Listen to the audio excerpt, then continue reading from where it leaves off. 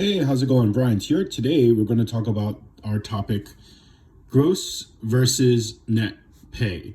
So why is this important? Let's say you make $10 an hour. And then a typical work week would be about 40 hours a week. So in theory, your gross pay, which is the payment this is before tax. So before tax or pre-tax, basically. So 1 week, that means you make $10 an hour, 40 hours. So 10 times 40, that's $400. That's before tax. This is what the boss and people tell you make per hour. Then you have the net pay, which after deductions, i.e. taxes, you'll probably walk away with maybe, I don't know, $320. $300, give or take, depending on the state. Again, none of this is financial advice. None of this can be, a lot of this might be inaccurate depending on the situation. And I'm not licensed to doing any of this. This is really like entertainment/education purposes only.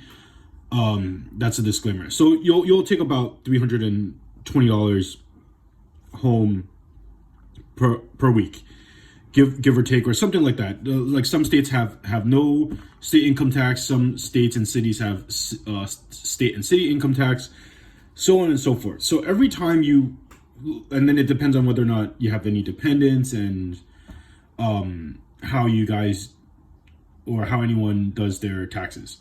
So basically, what does this mean? Let's say you make let's say you work 50 weeks of the year and you make $40,000, or let's say what am I saying, 40,000? So let's say annually your salary is $50,000 a year.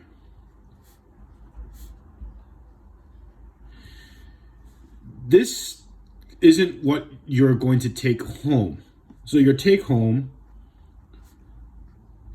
you're going to have to factor in whatever tax rate. Maybe it's you take home 75% of it, like 75% ish, question mark. Take home. Maybe. Might be a little more, might be a little less. Maybe it might be like, you'll probably take home, I don't know, 37,000. Maybe. I can't do math right now off the top of my head. So this is stuff that you have to factor in for whenever you earn money and people pay you and you have to pay taxes on it. So what's the lesson? Never go by what the gross pay is. Never go by what the salary is in terms of your living expenses. So here's a small bonus. So how I like to think about when I spend money, if let's say something costs me $7 cost for item, I equate this to having to earn $10 an hour. Or I have to earn $10 to buy something for $7, give or take.